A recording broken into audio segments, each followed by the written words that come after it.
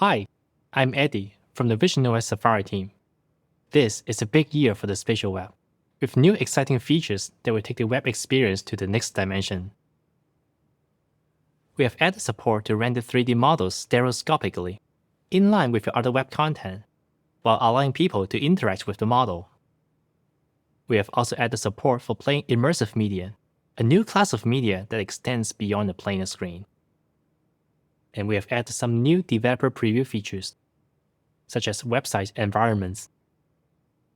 I'd love to show you how you can adopt these new features. I will show you how to embed 3D models on your web page, present immersive media, and provide a custom web page environment. Let's jump right in. For the past few decades, the HTML image element allowed web developers to put images onto the web. As we enter the spatial computing era, we are introducing a new way to take your web content to the next dimension by allowing you to embed and display 3D models on your web page. This is a new HTML model element. It has been proposed to the web standards bodies a few years ago, and we are now making it available by default in Safari on visionOS this year. With simple markup, your visitors can now see 3D models embedded alongside other web content. Unlike any existing model rendering libraries, the model element is rendered stereoscopically, so people can perceive the depth of the object, and they can move around to see different angles of the model. We are going to dig deep into many aspects of embedding 3D models, from preparing the asset to rendering it nicely with interactions and animations, etc. The first step to embed a 3D model is to create the model. Now, with Safari on visionOS, the model element supports the USDC file format, which is a widely used format in the 3D content industry.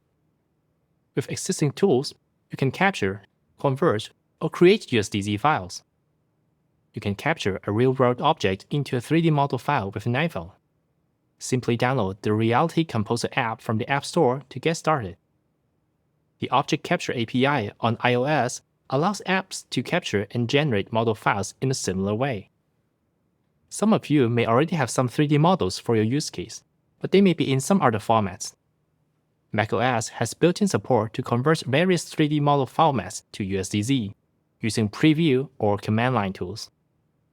For advanced users, there are existing 3D modeling software people have been using to create beautiful, amazing 3D models, such as Blender, Houdini, Maya, Reality Composer Pro, and many more. Many of them support exporting to USDZ. The USD ecosystem has a wide spectrum of tools that you can utilize in your workflow, and you can learn more at your WWDC25 session. Explore the USD ecosystem. If you have never created a 3D model before, you may want to check out Meet Reality Composer Pro, also from WWDC23. It would be handy for you to have a testing USDC file ready when you experiment with the model element. The absolute quickest way to get the USDC file is to download from developer.apple.com. Some of them were made with object capture, while some others were carefully crafted with 3D modeling software. Just like all web assets, you should try to keep the file size small so that it loads fast. My favorite way is to use Preview on your Mac to export a copy with compressed textures. There are a lot more ways you can optimize your file, and they're introduced in depth in the WWDC24 session, Optimize Your 3D Assets for Spatial Computing. With an asset file ready, let's embed it on the web page.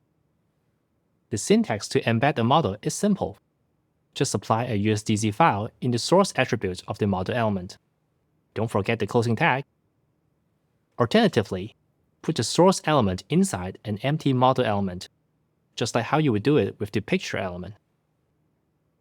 The model element works just like other visual DOM elements, so you would put it in wherever you want the model to be displayed in. A key thing to know is that the model is always rendered behind the page surface. Think about it as the model element being an opening into a virtual space behind the page, and the model lives within that space. This prevents content from poking off the page unexpectedly as the model element is scrolled into view. By default, the browser will scale the model to fit within the element's bounds. It does so by fitting and centering the XY face of the bounding box of the model within the element. Some older web servers or CDN may not recognize the USDZ file extension and may return the wrong content type in the HTTP response header. To return the correct content type, you may have to add some configuration to your web server. Here are some examples of specifying the USDZ MIME type for different web servers. For details, check the documentation for your specific web server software. A vital part to building a great website is to accommodate for all visitors with different devices. Therefore, it is important for you to provide a backward-compatible fallback. To provide a fallback image, you can put it inside the model element. I like to provide a 2D rendering of my model so that people using other browsers can still get an idea of what the object looks like. Instead of a static image, you can also provide a 2D viewing experience using existing third-party libraries such as 3JS, Babylon.js, Model Viewer, and many more. This is an example leveraging the Model Viewer library. This library draws a given model onto a 2D canvas using JavaScript. You can use it as a fallback experience by wrapping the model element around the 2D viewer code. With this setup, people using Safari on visionOS will see the model rendered stereoscopically with depth, while those using other browsers will see a 2D rendering instead. If you have some really custom fallback behavior in mind, you can use JavaScript to detect whether the model element is supported. You can check for the existence of window.html model element object. As a reminder, it is a bad idea to detect whether the user agent is visionOS Safari. It's fragile and may do the wrong thing in the future when other browsers start supporting the model element. Remember, detect for the feature, not for the agent. A USDC file could easily go beyond 10 megabytes, so it could take several seconds to load on slower networks. You may find yourself wanting to know when the model is fully loaded, so that you can perform updates to the UI. One common example is the loading indicator. The model element has a .ready property, which returns a promise object. When the model is fully loaded, the promise will resolve. You can then hide the loading indicator and show the model element. The ready promise can fail in case of a loading error, so don't forget to handle the error as appropriate, such as providing a retry button. In my experience, providing visual cues to your visitors that something is loading really helps keep them on your page instead of navigating away. Now you have the model embedded. It's time to make it look great on your website. The model element defines a virtual space to render the model within. It's a good idea to set the color of the space to the same color as the surrounding web content, so that the model element blends nicely into the page. When you add the model element to a page, the entire model element is replaced by the virtual space, so people will not see the original background color of that region. To fix that, you should set the color of the virtual space using the CSS background color attribute. Remember, this needs to be set on the model element itself, not its ancestors. If you specified a background color with alpha, it will be converted to opaque. If you don't want to repeat yourself for the color definition, you can use a CSS custom property to keep your code dry. Once the model element blends into the page, it's much easier to do creative things. In this previous example, I extended the model element under the panel on the right. I applied a frosted glass effect to the panel, revealing the camera underneath at a certain angle, giving it a very strong sense of layering. There are a number of ways to achieve the same effect, and I'll just show you my way of doing it. First, I make sure the model element extends behind the panel using position absolute. The backdrop filter gives the frosted glass effect by blurring the pixels of the model element. The linear gradient gives a specular highlight on the edge to give a sense of thickness, while keeping the panel light in color so that the text is easy to read. All these are good old CSS tricks that have existed for some time, but they really shine when combined with the depth effect of the model element.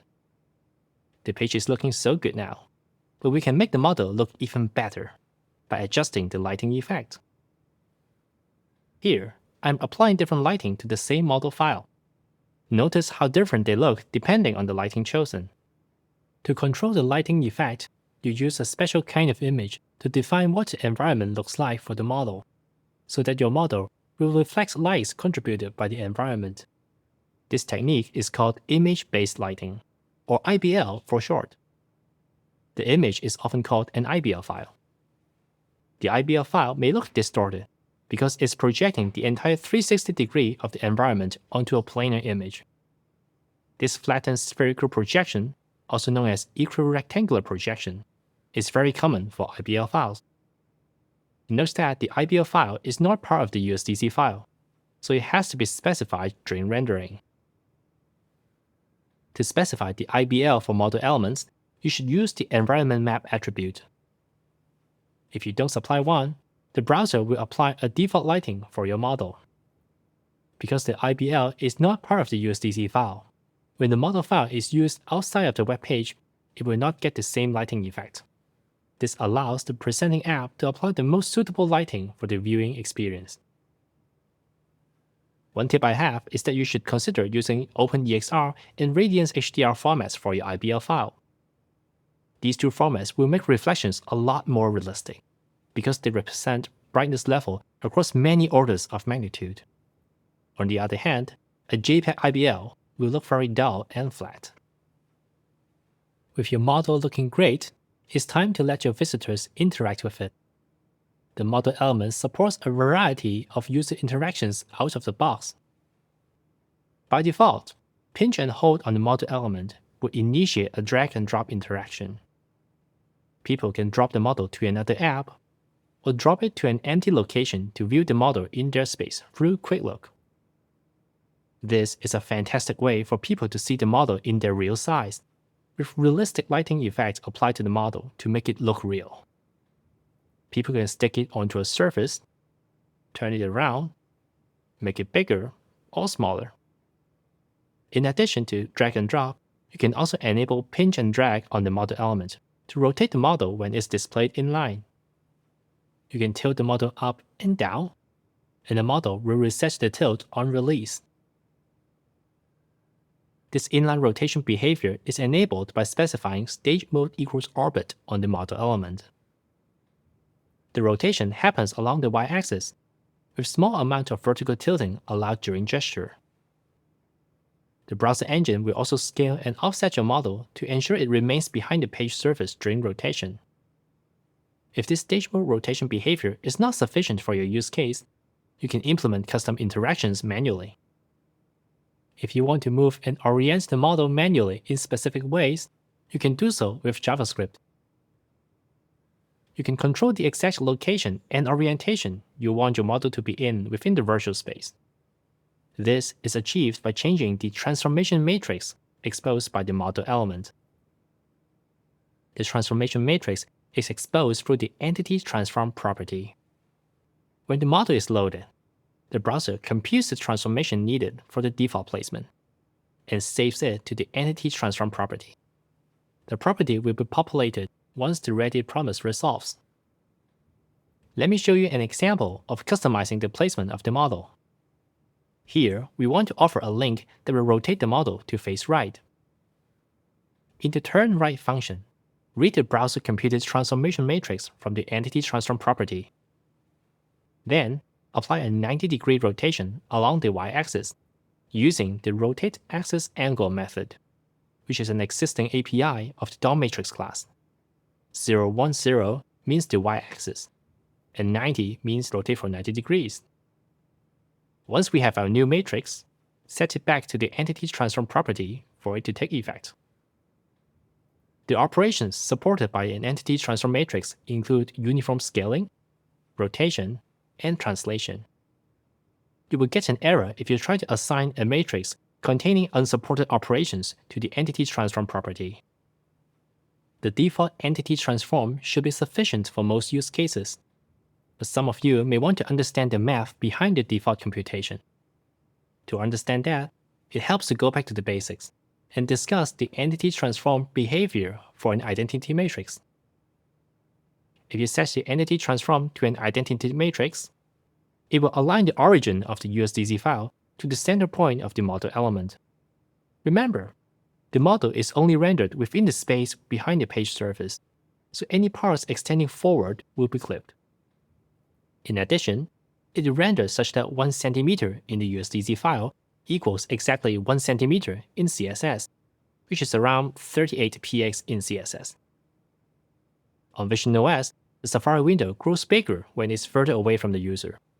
Therefore, when the model is displayed on the web page, there's no relationship between the units used in the USDC file and the physical units in the real world. If you need to showcase your object in its real physical size, the best way is to let people drag it out of the page and view it through Quick Look, as we have shown previously. The entity transform property can be used in really creative ways. In this previous example, it zooms into different parts of the model as we go through different features of this camera. And to just moving it around, you can even animate the camera screen open and close using model animations. Let me show you how. The USDC file format supports defining animations within the file itself, and is a well-supported feature in all major authoring tools. Some USDC files contain multiple tracks of animations too. The model element supports playback of the first animation track defined in the USDC file. For simple looping animations, you can use the loop and autoplay attribute. If you want to control the animation manually, you can use the play and pause methods on the model element. You can determine whether the animation is playing using the pause property. These few API may look familiar to you, because they're actually the same as those for the video element. For more complex use cases, you can use your 3D modeling software to build a timeline for your model, animating between different states.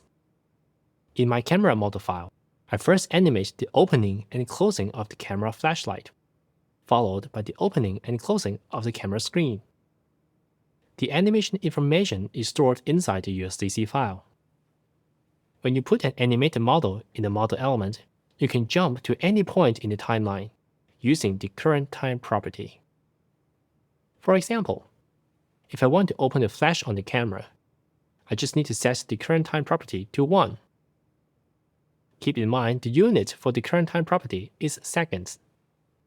Similarly, if I want to open the screen, I just set it to 3. Pay attention to how the model is updated instantly without any implicit animation. This allows you to jump to discontinuous timestamps to achieve any specific effect you need. You can create interesting experiences by hooking up the current time property with some interactions. Here, I have a slider that has a value range between 2 and 3, meant to cover the portion of the timeline where the screen animates open. I add an event listener to watch for the slider value change. And when that happens, I set the current time to the value of the slider. This way, my visitors can use the slider to control the position of the screen. You can extend this idea to other interactions like scrolling of a page or a custom drag event. You can also combine current time and entity transform in creative ways. In this previous camera page example, the animation is driven by a timer. The individual parts are animated using the current time property, while the movement of the whole camera is animated using the entity transform property. The page is becoming really nice, but you may want to make it even better by adding a personal touch, like allowing people to engrave on the product. But you cannot possibly know what text to put into the USDC model ahead of time. That's where dynamically generated models come into play. If your use case requires displaying a model that depends on user input at runtime, you can use JavaScript to programmatically generate a USDC file in the browser and display it with the model element. Three.js is a powerful JavaScript library that allows you to create 3D models programmatically. Three.js is a deep subject on its own, so we are not going to discuss the fine details of it today. At a high level, you'll have a 3.scene object that contains the model you created procedurally. So let's assume you have a nicely crafted scene object already. Three.js comes with a USDC exporter module that you can import. Once imported, You can use the parse async method to generate the data blob for the full USDZ file of the model scene. You can create an object URL pointing to the data blob you have generated using the url.createObjectURL method. Now you have the object URL. You can set it to the source attribute of the model element, and it will start rendering. With this technique, you are no longer limited to using static non-USDZ files you prepared offline. You can add customizations to models based on data input from your visitors, like adding their name to a product or changing the color of the text.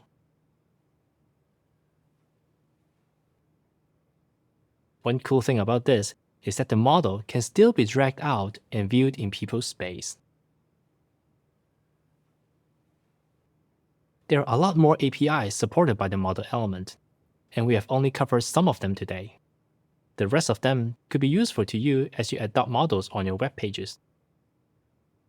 You can learn more about the model element at the MDN documentation page, and the model element proposal at the W3C website. You can find the URLs at the related links for this session.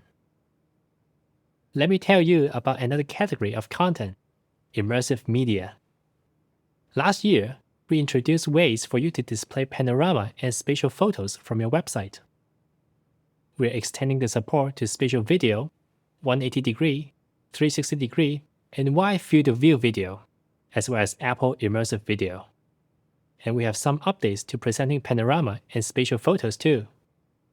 With iPhone 15 Pro or newer, you can capture spatial video right from the camera app, and they can be viewed spatially from the Photos app on Apple Vision Pro. Now, with visionOS, there's new support for 3 immersive media types, 180-degree, 360-degree, and wide field of view video. These media types extend beyond a flat surface, wrapping around the user to provide an immersive experience. There's also new support for presenting Apple Immersive video, with high-resolution stereo video perfectly calibrated to each lens in the camera that captured it. You can learn about these new media types at the WWDC session this year. Explore video experiences for visionOS. When an immersive media file is embedded on the page, such as this 360-degree video, it will render as a 2D video. To let people view it immersively, present your video in full screen, and the video will wrap around the user with the correct projection. The full screen player also supports stereoscopic content, which is often found in 180-degree and Apple Immersive video formats. You may already have taken some immersive media before. Now is the best time to showcase them on your website. You can embed all these media types on your website using the existing video element. There's no new element or attribute involved. You can also use HTTP live streaming to serve large video assets as usual.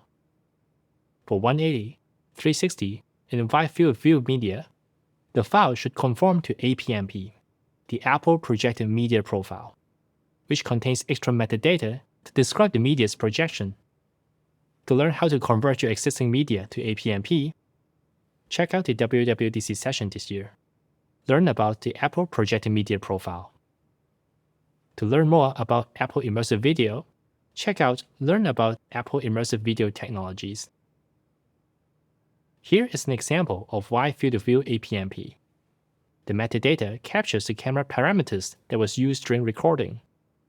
visionOS will then present the media in a shape that will line up each pixel to its intended location, resulting in correct projection during playback. Notice how straight lines will look straight even on the edges when viewed in full screen. This is the power of APMP. The default controls for video element allow people to enter full screen. You can also programmatically enter full screen using the Request Full Screen API from JavaScript. In fact, this is the exact same API as you would use to present panorama and spatial photo from your webpage. For panorama, you can now supply different sources for the same picture element, so that you can display a suitable thumbnail before going full screen. Once entered full screen, the widest variant will be used.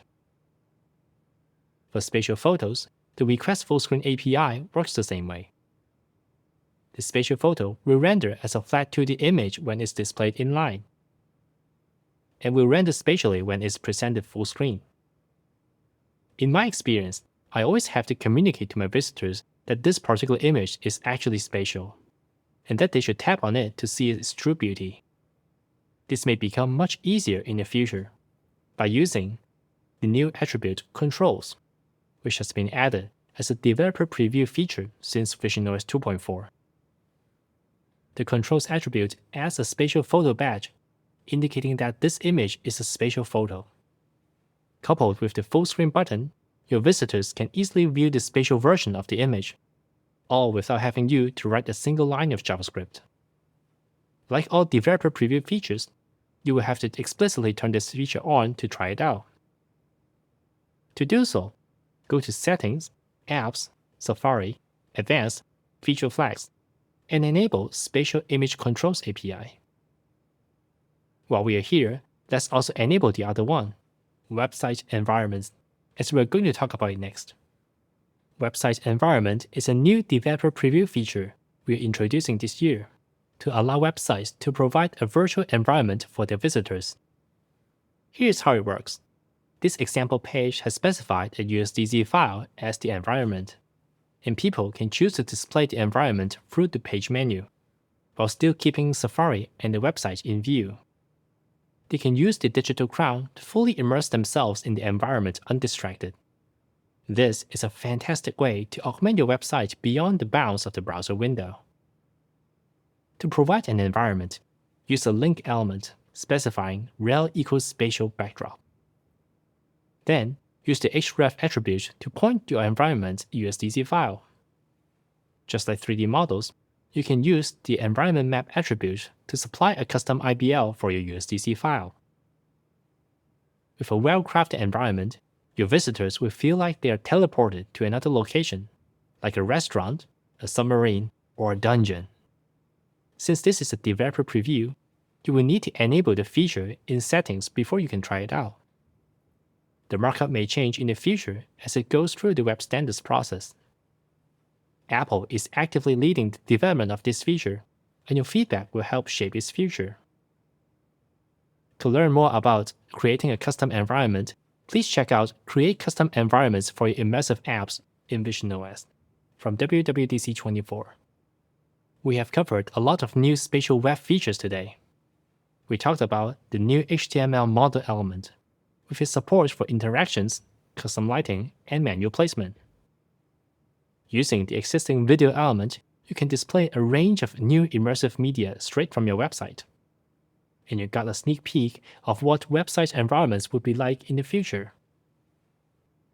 To help you get started, we have added some example usage of model element on WebKit.org. There's no better way to experience it than actually seeing it through your Apple Vision Pro. Once you feel ready, go ahead and add 3D models to your web page where appropriate, to give your visitors a stunning new experience. If your website serves video, now is a great time to start including immersive media on your website. We would love for you to experiment with adding custom environments and share your feedback with us. Besides the spatial web, there's a lot more new features for the web, which you can learn more as in What's New for Safari and WebKit session this year. You can file bug reports and feature requests for web technology at bugs.webkit.org, the issue tracker for WebKit. Issues about the interface of Safari or anything about visionOS or other Apple platforms, please file those at feedbackassistant.apple.com. We are eagerly waiting to see all the amazing things you're going to build with these new technologies. Thank you and have a great WWDC.